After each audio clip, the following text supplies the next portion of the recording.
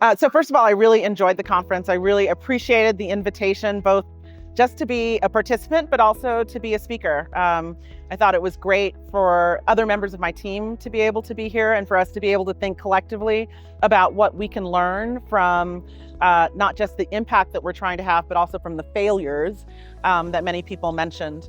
I think there were a couple of things that really stood out to me, one of which Rohini mentioned yesterday, which is the challenge of collective action and what that means as we think about trying to address the climate crisis.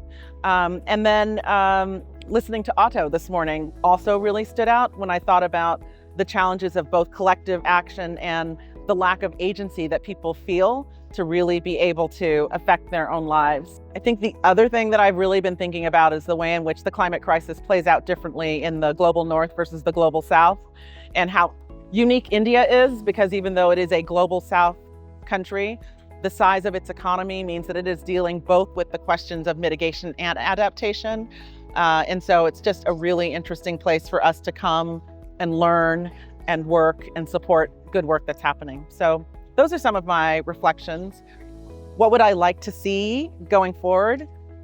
I'd love to see that the next conference pulled on some of the strands from this conference, so that it isn't just a new set of stories, but that the themes that came up from this conference are themes that we return to.